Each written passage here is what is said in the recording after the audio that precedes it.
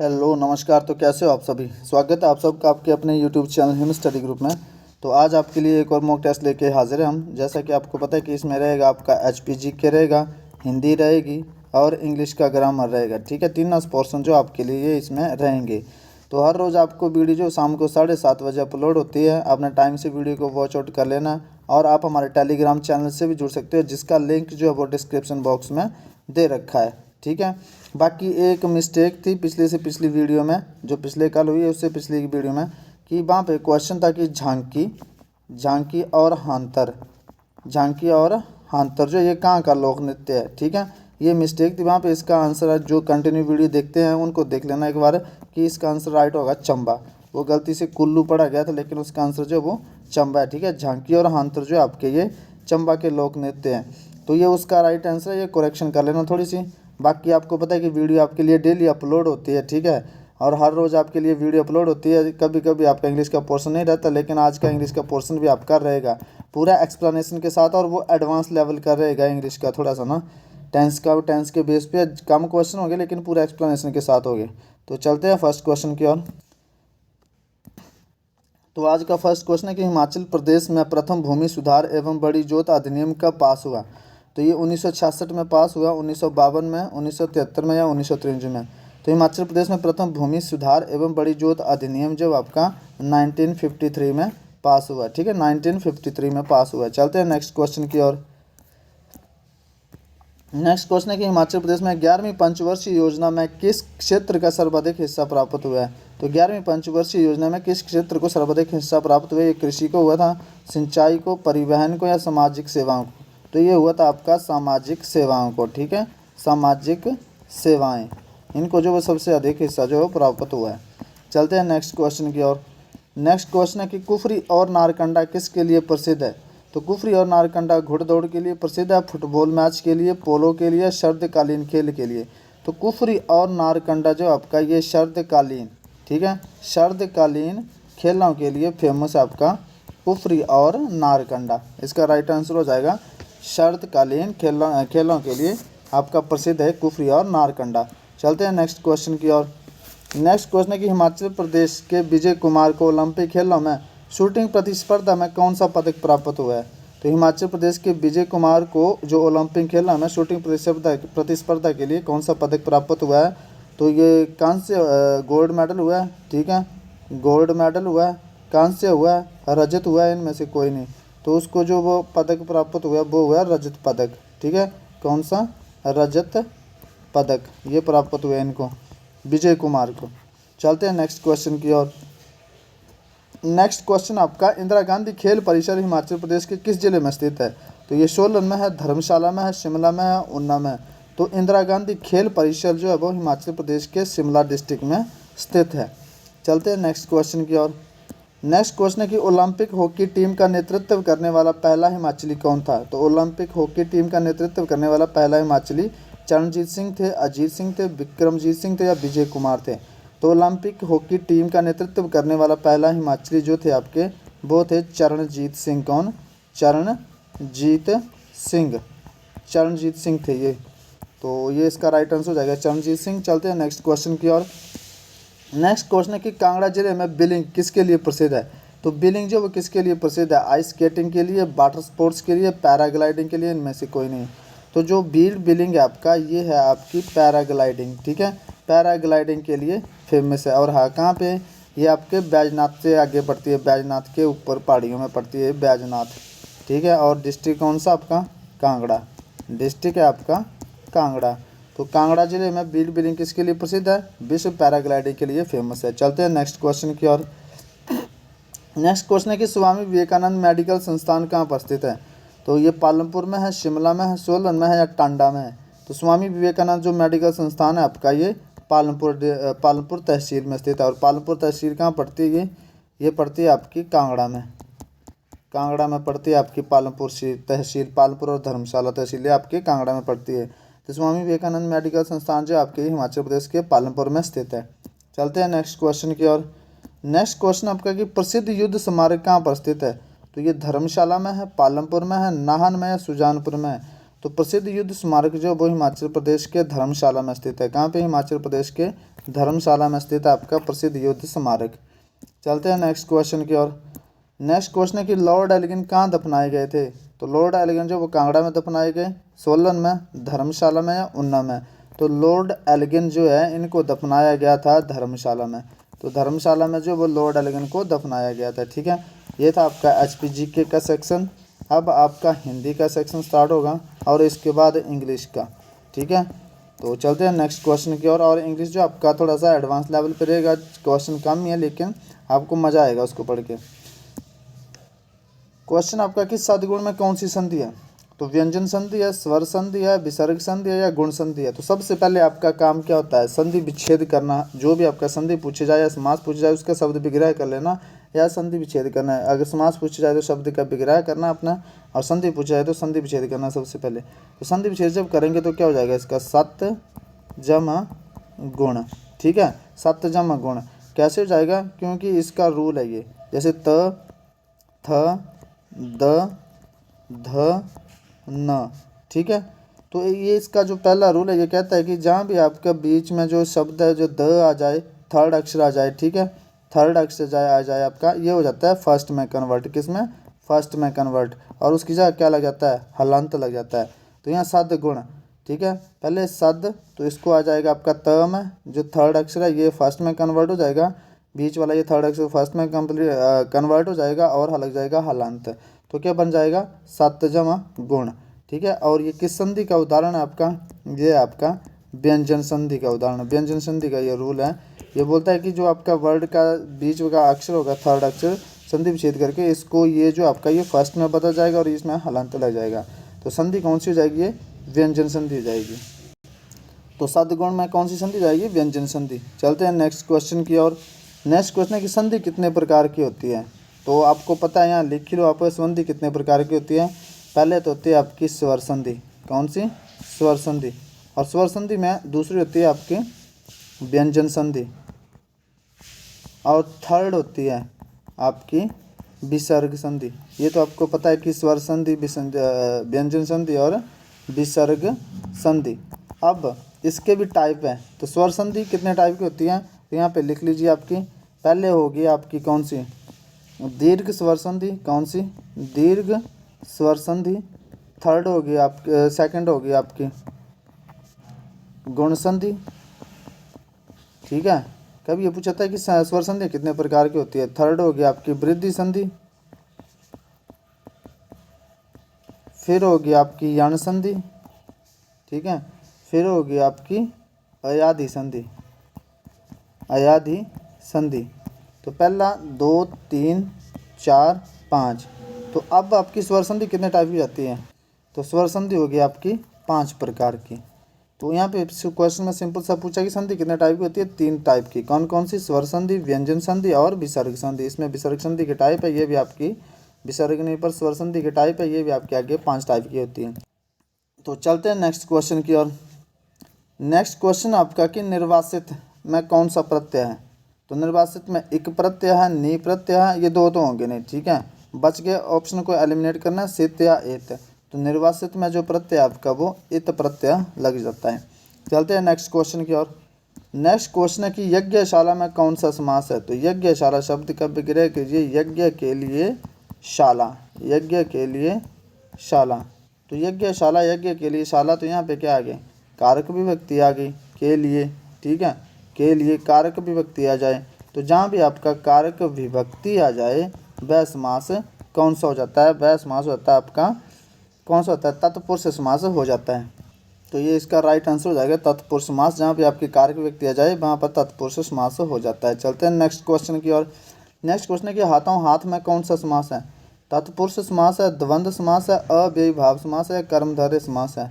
तो हाथों हाथ, हाथों हाथ मतलब हाथ ही हाथ। ठीक है, हाथ ही हाथ होता है इसका मतलब, हाथ ही हाथ।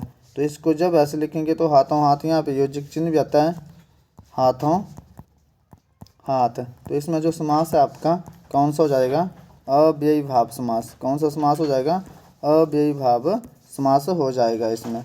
ठीक है, बाकी जो जिस समास का प्रथम पद प्रधान होता है, जिस समास का प्रथम पद, जिस समास का प्रथम पद प्रधान होगा, प्रथम पद प्रधान, वो होगा आपका अव्ययीभाव समास। ठीक है, जिस समास का प्रथम पद प्रधान वो अव्ययीभाव समास है।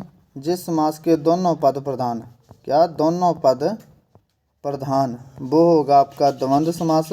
ठीक है, और जिस समास का उत्तर पद प्रधान, ये सारे याद रखने अपने, जिस समास का उत्तर पद प्रधान वो होगा आपका तत्पुरुष समास। कौन सा?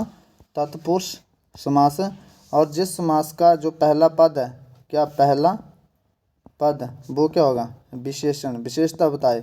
जिसका समास का पहले जो विशेषता बताया विशेषण हो, वो होगा आपका कर्मधारय। कौन सा? कर्मधारय। और जिस समास का जो है पहला पद संख्यावाचक, याद रखना कि पहला पद या पहला जिस समास का संख्यावाचक पहला पद संख्यावाचक हो, वह हो जाएगा आपका द्विगु समास। कौन सा समास हो जाएगा? द्विगु समास। तो जिस समास का पहला पद प्रधान वो अव्ययीभाव समास, जिस पद के दोनों पद प्रधान द्वंद्व समास, जिसका उत्तर पद प्रधान तत्पुरुष, जो पहला जो आपका पद है वो संख्या विशेषता बताए, किसी की विशेषता बताए तो कर्मधारय, पहला पद आपका संख्यावाचक हो तो द्विगु, और जो किसी और की तरफ इशारा करे, जिस शब्द का जो किसी और की तरफ, किसी और तीसरे की तरफ, किसी और तीसरे की तरफ इशारा करे, इशारा करे, वो होता आपका बहुव्रीहि। इसका अपना कोई अर्थ नहीं होता बल्कि तीसरे की ओर इशारा करता है। जैसे नीलकंठ, नीलकंठ किसे बोला जाता है? शिव जी को। तो ये शिव, इस नीलकंठ का अपना कोई अर्थ नहीं है बल्कि ये पूरा शब्द जो किसको बता रहा है? शिव जी को बता रहा है। तो इसमें कौन सा समास हो जाएगा? आपका बहुव्रीहि समास हो जाएगा।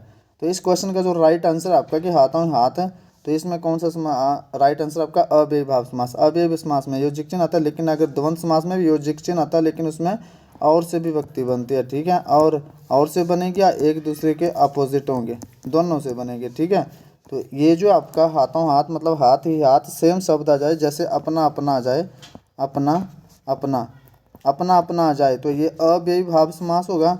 और अपना पराया आ जाए, अपना पराया आ जाए तो वो समास होगा आपका द्वंद्व समास होगा। तो ये थोड़ा सा अपना ध्यान रखना है। ठीक है, इंपॉर्टेंट चीज़ें हैं, छोटी छोटी बारीकी से आपने ये ध्यान रखनी है। चलते हैं नेक्स्ट क्वेश्चन की ओर।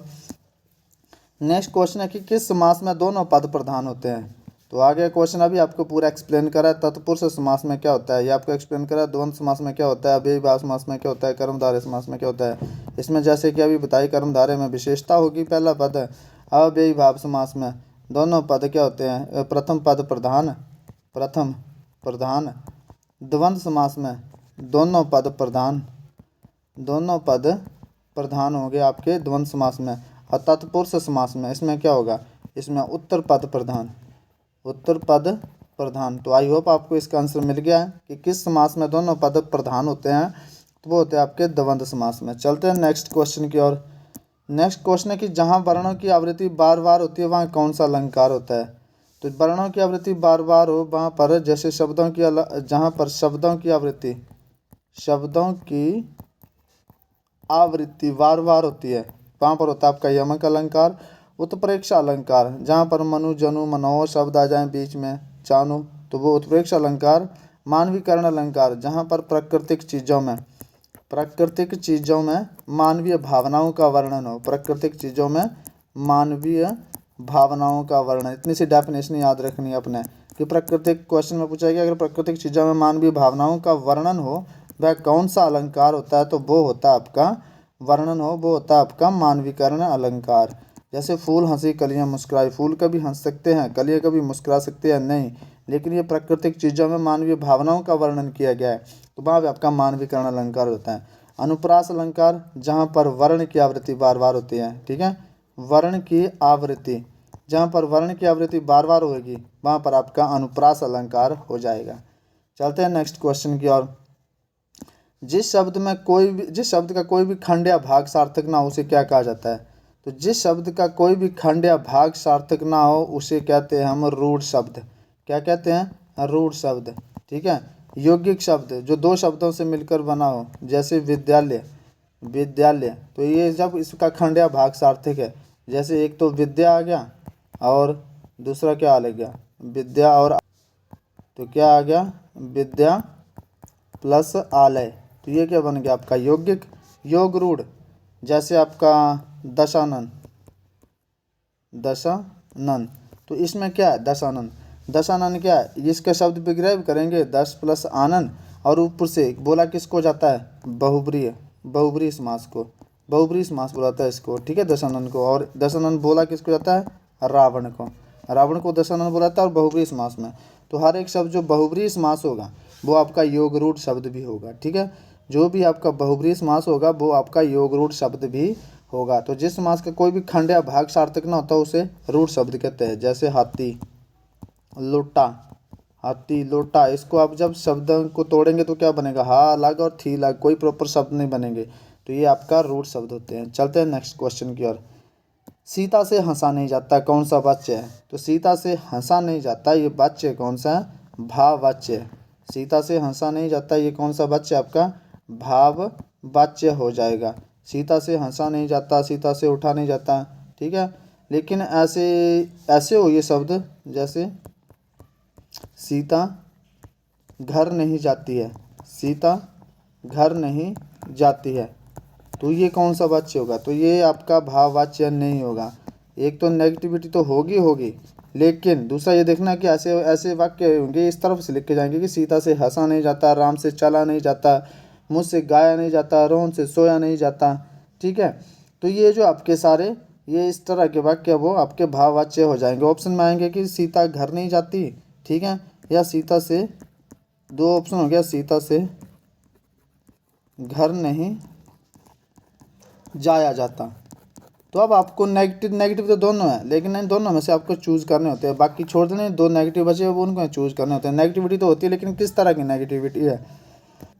यहाँ बोला गया कि सीता घर नहीं जाती या सीता से घर नहीं जाया जाता, तो ये इसका राइट आंसर हो जाएगा, ये रॉन्ग हो जाएगा। तो ये वाक्य कौन सा, पहले सीता से हंसा नहीं जाता, ये भाववाच्य कहलाएगा आपका। चलते हैं नेक्स्ट क्वेश्चन की ओर। नेक्स्ट क्वेश्चन है कि मूक का विलोम शब्द क्या होगा, हास होगा, शाप होगा, गौण होगा, वाचाल होगा। तो मूक का जो आपका विलोम शब्द हो जाएगा वाचाल। आई होप आप सबको पता ही है, ये इजी सा क्वेश्चन है। चलते हैं नेक्स्ट क्वेश्चन की ओर। नेक्स्ट क्वेश्चन है इंग्लिश का सेशन आपके लिए, ठीक है। तो ये क्वेश्चन सिंपल से हैं, थोड़े से मतलब कुछ नहीं है, बेसिक है पूरा। यहाँ पे आपने इसका राइट आंसर बताना, they have a very big house, ठीक है, they have a very big house. आपने टेंस बताना है, ठीक है। इसमें टेंस कौन सा है, तो टेंस कौन सा, ये प्रेजेंट इंडेफिनिट टेंस है, प्रेजेंट परफेक्ट टेंस है, पास्ट इंडेफिनिट टेंस है, या प्रेजेंट परफेक्ट कंटिन्यूड टेंस है। अब यहाँ पे आपको इसका राइट आंसर बताना है। तो मुझे पता है कि ज़्यादातर जो जिन्होंने टेंस पढ़ रखे हैं वो इसको क्या बताएंगे, परफेक्ट, लेकिन ये परफेक्ट है नहीं, ठीक है। तो अब ध्यान से देखना है। तो हैज़ की फॉर्म के होते हैं, ये बेसिक बी की फॉर्म वाले होते हैं। जैसे हैज़ की फॉर्म में है, तो हैव की फॉर्म में क्या क्या होते हैं, हैव की फॉर्म में जो होंगे आपके ये हैज़ या हैव, ठीक है। सेकंड होगा आपका हैड और थर्ड होगा हैड। तो अब पहचानना क्या, पहचानोगे कैसे, ये तो आपने पहला पहचान लिया, ये प्रेजेंट इंडेफिनिट का है, ठीक है, ये पास्ट का आ गया। सेकंड फॉर्म कहाँ यूज होती है, पास्ट में होती है, पास्ट इंडेफिनिट में, तो ये पास्ट का आ गया। अब आप इसको कैसे पहचानोगे क्योंकि पास्ट का कब है और आपका पास्ट परफेक्ट का कब है, ठीक है, पास्ट का कब है और पास्ट परफेक्ट का कब है, ये पहचानना भी एक ज़रूरी होता है, ठीक है। जैसे मैं बोलता हूँ कि आई हैव अ कार, ठीक है, ये सिंपल सा आई हैव अ कार, ठीक है, आई हैव अ कार। तो सिंपल सी बात है, आई हैव अ कार आपने पहचान लिया कि ये देखो, ये जो आपका ये प्रेजेंट इंडेफिनिट का है, ये पास्ट का है और ये पास्ट परफेक्ट का है, ठीक है। क्योंकि आपको पता है कि थर्ड फॉर्म जो आपका कहाँ यूज होती है। अब दूसरी बात, आप पता कैसे लगाते हो कि मतलब हैव जो है वो मतलब पास्ट का कब होगा आपका, सॉरी पास्ट का प्रेजेंट परफेक्ट का कब होगा और प्रेजेंट का कब होगा। जैसे सिंपल में I have a car, I have a car, मेरे पास एक कार है, ठीक है। तो ये तो आपका सिंपल बन गया प्रेजेंट इंडेफिनिट, ठीक है। अब मैं बोलता हूँ कि आई हैड अ कार, ठीक है, यहाँ मैं बोलता हूँ कि आई हैड अ कार, ये हो गया आपका किसका, पास्ट इंडेफिनिट का, किसका, पास्ट इंडेफिनिट का, पास्ट इंडेफिनिट। ये present indefinite I have a car, क्योंकि हैव की फॉर्म ये देखो इसके साथ, अगर आप सोचे कि परफेक्ट का है, ठीक है, अगर आप एक बात करिए मान लो परफेक्ट है ये, I have a very big house, perfect. तो परफेक्ट का जो आप कैसे पहचानते हो, हैज़ आपसे पहचानते हो कि फॉर्म से पहचानते हो। परफेक्ट को पहचानने का एक ही तरीका आपका कि हेल्पिंग वर्ब के साथ V3 आती है, ठीक है। हेल्पिंग वर्ब के साथ जैसे हैज़ हैव है तो इसके साथ बी थ्री भी आती है परफेक्ट में। ये इसका पहचानने का तरीका है। लेकिन फिलहाल यहाँ पे जो सिंपल बोला गया, आप जो सिंपल सी बात है वो आपको बता रहा हूँ। जैसे I have a car, present indefinite, I had a car, past indefinite. अच्छा यहाँ पे मैं लिखता हूँ I have had a car. तो अब ये कौन सा है, हैड भी आ गया, तो हैड को देख के आपने पास्ट नहीं करना है, ठीक है। क्योंकि यहाँ की बोला I have had a car, क्योंकि मेरे पास एक मतलब कार जो वो थी, मतलब कभी थी, ठीक है। तो I have had a car, I have had a car, तो ये कौन सा, अब ये जो I have had a car ये आपका प्रेजेंट परफेक्ट का है, प्रेजेंट परफेक्ट का। और ये किसका है, पास्ट इंडेफिनिट का। आपने कैसे पहचाना ये प्रेजेंट परफेक्ट का, ये कैसे पहचाना कि ये आ गई आपकी बी थ्री। जैसे ये आपकी फॉर्म में लिखी है मैंने यहाँ पे, हैज़ की फॉर्म है, ठीक है। हैज़ है फर्स्ट फॉर्म प्रेजेंट में यूज़ होती है, हैड सेकंड फॉर्म आपकी पास्ट में यूज़ होती है, और हैड ये फर्स्ट में भी यही रहती है, सेकंड में भी रहती है, थर्ड में भी हैड रहती है, ठीक है। लेकिन पहचानना कैसे है कि सेकंड फॉर्म कब लगी है, थर्ड फॉर्म कैसे कब लगी है। तो ये हैड जो यहाँ पे सेकंड फॉर्म लगी है, क्योंकि इसके बाद कैसे डायरेक्ट ऑब्जेक्ट है, आई हैड अ कार, ये पास्ट की बात है। लेकिन I have had a car, इसके साथ हेल्पिंग वर्ब आई है।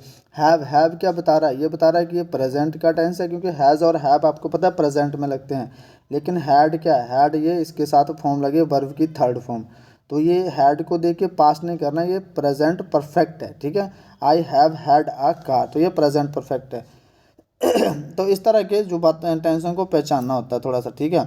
अब यहाँ पूछा गया कि I have a very big house, तो ये कौन सा है, ये प्रेजेंट इंडेफिनिट हो जाएगा, प्रेजेंट परफेक्ट। अगर पास्ट करते हो आप तो आपको पता है कि पास्ट में हैव तो आता नहीं है, ठीक है।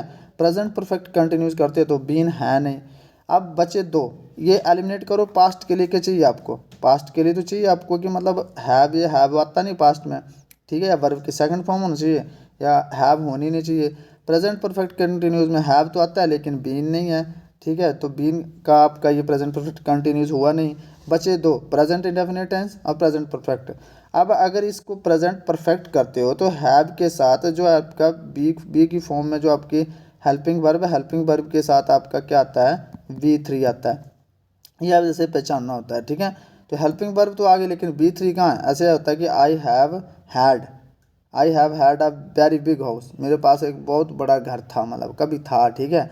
तो हैड तो है नहीं, तब होता है ये आपका प्रेजेंट परफेक्ट। लेकिन यहाँ सिंपल सा दे रखा है हैव ओनली, तो I have a very big house, तो ये आपको पता है वर्ब की फर्स्ट फॉर्म लगी, और वर्ब की फर्स्ट फॉर्म आपका प्रेजेंट इंडेफिनिट टेंस में यूज़ होती है। तो ये आपका टेंस हो जाएगा प्रेजेंट इंडेफिनिट टेंस हो जाएगा, ठीक है। तो ये बेसिक सी चीज़ें हैं, थोड़ा सा एडवांस भी होगा जिन्होंने पढ़ा नहीं, और जिन्होंने पढ़ा है वो थोड़ा सा प्रैक्टिस हो जाएगी। चलते हैं नेक्स्ट क्वेश्चन की ओर। नेक्स्ट क्वेश्चन है कि अब ये आपको पीछे एक्सप्लेन कर दिया, अब आपने बताना I have had lunch with Neha, मैंने नेहा के साथ जो है वो लंच किया है, ठीक है। मैंने नेहा के साथ लंच कर चुका हूँ, ठीक है। मैं नेहा के साथ लंच कर चुका हूँ या किया है। तो अब आपने ये आपका टेंस बताना है, क्या है ये प्रेजेंट इंडेफिनिट टेंस है, पास्ट इंडेफिनिट है। पहली बात सिंपल सा देखना, अगर हैव आ गया तो पास्ट वाले तो एलिमिनेट कर देने आपने, कंटिन्यूस वाले भी एलिमिनेट कर दो। क्यों कर दो, क्योंकि बीन की फॉर्म ने बीन बान के पिन लगा। फिर दो ही बच गया आपके, पास्ट टेंस या प्रेजेंट परफेक्ट टेंस। तो पहले क्या था, जैसे मैं बोल रहा हूँ कि I have a car, I have a car, जैसे आपको पहले बता दिया, ये क्या आ गया आपका प्रेजेंट इंडेफिनिट टेंस, ठीक है।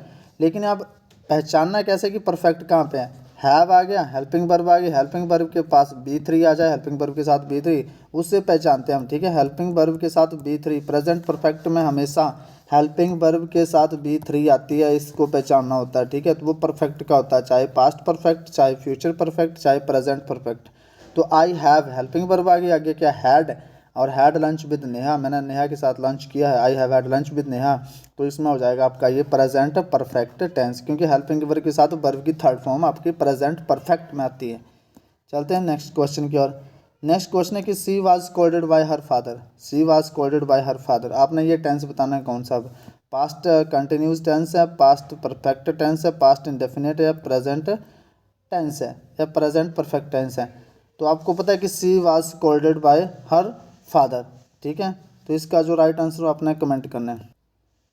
तो इसका राइट आंसर बताना है, ये क्या आपका हेल्पिंग वर्ब बी की फॉर्म वाली प्लस वर्ब की थर्ड फॉर्म, जब एक्टिव टू पैसिव बनाते हैं, माना ये एक्टिव है, ठीक है, हर फादर स्कोल्डेड, जैसे ये लिखा मैंने हर फादर स्कोल्डेड हर। तो एक्टिव टू पैसिव बनाने के लिए क्या करना पड़ता है, ये ऑब्जेक्ट है, ठीक है, ऑब्जेक्ट को आप सब्जेक्ट में लाएंगे, ठीक है, फिर वर्ब की क्या करेंगे, थर्ड फॉर्म का यूज़ करेंगे, ठीक है, और हेल्पिंग वर्ब तो आती है बी की फॉर्म, ठीक है, हेल्पिंग वर्ब बी की फॉर्म थर्ड फॉर्म का यूज़ करेंगे, फिर ऑब्जेक्ट करेंगे, ठीक है। तो हर फादर, यहाँ पे हर आ गया, तो हर यहाँ हर की जगह क्या होगा, ऑब्जेक्टिव केस है तो यहाँ पे क्या आ जाएगा, शी आ जाएगा, ठीक है। अब बी की फॉर्म, अब ध्यान रखना कि एक्टिव टू पैसिव करते इसमें ना आपका टेंस चेंज होता है ना मीनिंग चेंज होता है, ओनली स्ट्रेस चेंज होता है। तो बस ये ऑब्जेक्ट सब्जेक्ट में आ गया शी, ठीक है, शी आ गया इसका, तो शी हर है, हर फादर स्कोल्डेड हर, ठीक है। तो ऐसे आ जाएगा शी वाज, क्योंकि जो प्रेजेंट इंडेफिनिट है उसको चेंज करते हैं हम किस में, प्रेजेंट कंटिन्यूस में। ऐसे भी नहीं रखना आपने, या तो जब आप ऐसे करते हो तो इसका स्ट्रक्चर मैं बताता हूँ आपको। जैसे ये आपका ऑब्जेक्ट आ गया प्लस बी की फॉर्म वाली जो वर्ब आती है वो आती है, और फिर वर्ब की थर्ड फॉर्म आती है, और बाय स्ट्रेस चेंज करने लगाने के लिए किया जाता है, और ऑब्जेक्ट आता है। तो उसी हिसाब से करूँगा मैं। शी का आप जब सब्जेक्टिव केस में लाएंगे हर का तो शी आ जाएगा, बी की फॉर्म वाली क्या आ जाएगी, वो पास्ट इंडेफिनिट में तो वो कंटिन्यूस में बी की फॉर्म में बाज आ जाएगी। वर्ब की थर्ड फॉर्म स्कोल्डेड, ठीक है, स्कोल्डेड बाय हर फादर, ये इसका पैसिव बन जाएगा। तो सिंपल सी होती है, बस B3 याद रखना होता है। तो मतलब ये देखा है कि किसका पैसिव बना होगा, आपने ये देखना किसका पैसिव बना होगा, तो ये पास्ट इंडेफिनिट का पैसिव बना है। चलते हैं नेक्स्ट क्वेश्चन की ओर। नेक्स्ट क्वेश्चन आपका कि a bad workman क्वेल्स with his tools, इसमें आपने एरर बतानी है, ठीक है। बैड वर्क में बैड में एरर है, या फिर वर्कमैन में एरर है, या बाज क्वेरलिंग में एरर है विद हिज टूल में। तो आपको याद रखना है कि प्रोवर्ब हो गए आपके, प्रोवर्ब, ठीक है, हैबिचुअल एक्शन हो गए, आदतना जो आपकी आदतें होते हैं, हैबिचुअल एक्शन हो गए, प्रोवर्ब हो गए, ठीक है, और जो यूनिवर्सल ट्रुथ हो गए, क्या हो गए, यूनिवर्सल ट्रुथ। ये तीनों चीज़ें जो आपकी हमेशा प्रेजेंट इंडेफिनिट में लिखी जाती है, किसमें, प्रेजेंट इंडेफिनिट में। तो यहाँ पे क्या बोला गया, bad workman was quarrelling with his tool. तो अब ये देखो, बैड ठीक है, वर्कमैन ठीक है, विद हिज टूल ठीक है, लेकिन ये क्या आ गया, कंटिन्यूस आ गया। कंटिन्यूस क्यों आ गया, ये आना नहीं चाहिए, क्योंकि प्रोवर्ब है ये, ठीक है। तो प्रोवर्ब जो हमेशा किस में लिखी जाती है, प्रेजेंट इंडेफिनिट में। तो यहाँ पे क्या आ जाएगा, प्रेजेंट इंडेफिनिट के लिए आपको पता है क्या, बैड वर्कमैन क्वेल्स, QUARRELS, बस की जगह क्या आ जाएगा, क्वेल्स विद हिज टूल, ठीक है। क्योंकि याद रखना कि proverb, universal truth, habitual action हमेशा प्रेजेंट इंडेफिनिट टेंस में लिखे जाते हैं। चलते हैं नेक्स्ट क्वेश्चन की ओर। लास्ट क्वेश्चन आज का ये कि if you heat water it will vaporise, if you heat water it will vaporise, इसमें एरर क्या है, if you heat water it या विल बी वेपोराइज। तो ये क्या है, एक यूनिवर्सल ट्रुथ है, यूनिवर्सल ट्रुथ है, ठीक है, यूनिवर्सल ट्रुथ। कैसे है, अगर आप पानी को गर्म करोगे तो ये क्या, भाप बनेगी, वेपोराइज होता है भाप बनना, ठीक है। अगर आप पानी गर्म करेंगे तो नेचुरली वो भाप बनेगी। तो ये यूनिवर्सल फैक्ट है, ऐसा नहीं कि इसका मतलब आप जब पानी गर्म करेंगे तो इसकी बर्फ़ बन जाएगी, ऐसा नहीं कुछ भी, क्योंकि you few heat water it will vaporise, ये वेपोराइज, ये उड़ जाएगी। तो ये यूनिवर्सल ट्रूथ है, फैक्ट है, मतलब सच है, जो बातें सच होती है, यूनिवर्सल ट्रूथ होती है, वो भी हमेशा प्रेजेंट इंडेफिनिट टेंस में लिखी जाती है, ठीक है। तो if you heat water it will vaporise, तो इट विल वेपोराइज नहीं होगा, ये परफेक्ट आपका कंटिन्यू उसमें लिखा गया फ्यूचर में, फ्यूचर में नहीं होगा, ये होगा आपका प्रेजेंट इंडेफिनिट में। तो ये क्या हो जाएगा, इट वेपोराइजेज, इट वेपोराइजेज, ठीक है, इट वेपोराइजेज, सिंपल सा है बस, इट वेपोराइजेज, SES लग जाएगा बस, इट वेपोराइजेज, इतना सा, इससे आगे कुछ नहीं जाना, क्योंकि क्या है, यूनिवर्सल ट्रुथ है, यूनिवर्सल ट्रुथ को हमेशा आप किस में लिखते हैं, इसको प्रेजेंट इंडेफिनिट में। तो ये था आपका आज का सेशन, आई होप आपको सेशन पसंद आया होगा। तो आपको पता है कि हर रोज़ वीडियो आपकी शाम को 7:30 बजे अपलोड होती है, तो अपने टाइम से वीडियो को वॉच आउट कर लेना है। मिलते हैं नेक्स्ट सेशन में, तब तक के लिए जय हिंद, जय भारत।